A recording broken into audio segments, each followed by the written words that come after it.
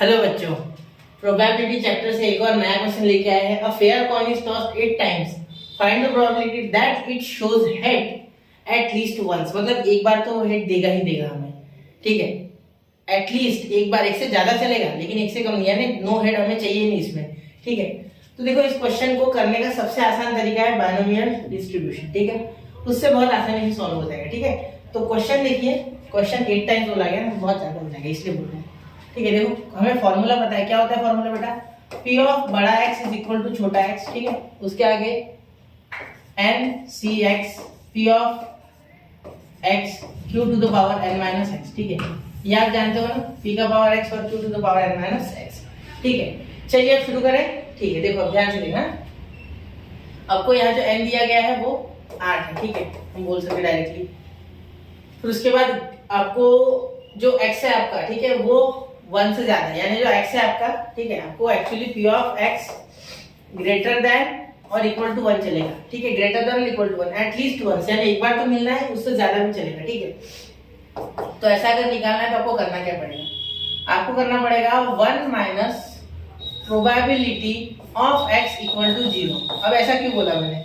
देखो, total probability तो 1 ही होगी बेटा, probability can not be greater than 1, ठीक है। जैसे 100% से ऊपर कुछ होता ही नहीं, वो 110% बोलने की चीज है, वो रियल में नहीं होती, वैसे ही 1 से ऊपर प्रोबेबिलिटी नहीं होती, ठीक है।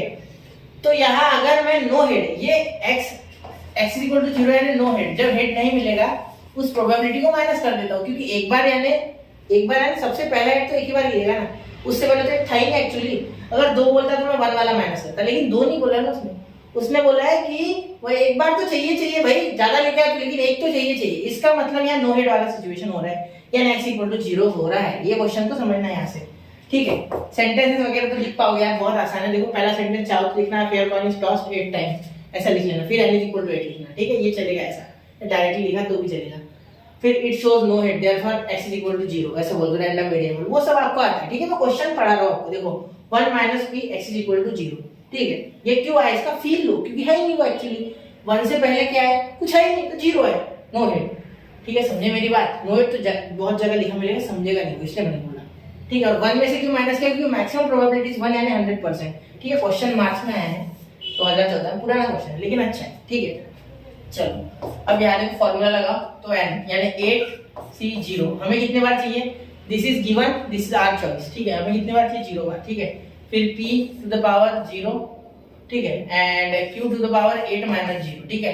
अब आप बोलोगे सर pq तो आपने दिया ही नहीं। बेटा, मैंने इसके पहले क्वेश्चन लिया था, उसमें मैंने pq साफ साफ बताया था कि pq क्या होता है, p is success and q is failure. कहाँ लिखूं? चलो रेड पेन से लिख देता हूं, ठीक है। देखो, p इज सक्सेस, या साइड में लिखता हूं, देखो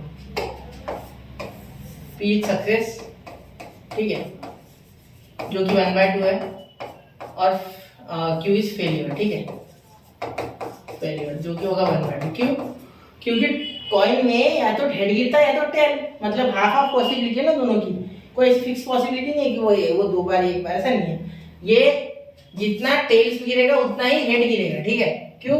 क्योंकि दोनों चिटपट एक बार ही उसमें, ठीक है, जो आप बोलते हो, तो हेड गिरेगा या तो टेल गिरेगा, ये हाफ ही है, 50-50 चांस है दोनों का, ठीक है। क्योंकि टोटल उसमें सेट में 2 आते हैं, हेड और टेल, ठीक है। और आपको हेड के सेट में 1 मिलेगा, मतलब प्रोबेबिलिटी 1/2, और टेल के सेट में भी 1 मिलेगा, यानी प्रोबेबिलिटी इसके लिए भी 1/2, ठीक है। जो सेट में है अपॉन सैंपल स्पेस, तो वही तो आ रहा है 1/2, ठीक। 10वीं में किया है ना यार, ठीक है। चलिए तो देखो, अब यहाँ देखो 1 माइनस कि कभी भी आपको 0 मिले, ठीक है, तो समझ जाना कि आंसर क्या है आपका 1 है। क्या है? 1, यानी nc0 जब भी मिल जाए तो समझ जाना आंसर क्या है 1, ठीक है, याद रखना। p ऑफ 0 1, किसी का पावर 0 दैट इज 1, q का पावर है यानी इनटू 8 पावर इसका, ठीक है। चलिए, तो 1/2 का पावर 8, 2 का पावर 8 यानी 2 into 2 into 2 into 2 into 2 into 2 into 2, तो लिख लिया मैंने 4 और एक और बात, ठीक है। तब देखो, ये 4 और ये 8 और ये 16, ठीक है, ये भी 16 into 16 का स्क्वायर बेटा, देखो स्क्वायर की टेक्निक मैंने बताई है। 6 का क्या होता है 36, इसमें का 6 लो, 3 आगे भेज दो, इनका 6 होता है, 6 इंटू फिर वापस 2 करो, 2 6 12 और ये 5, ठीक है। मेरे को आता है 256, फिर बता रहा हूँ।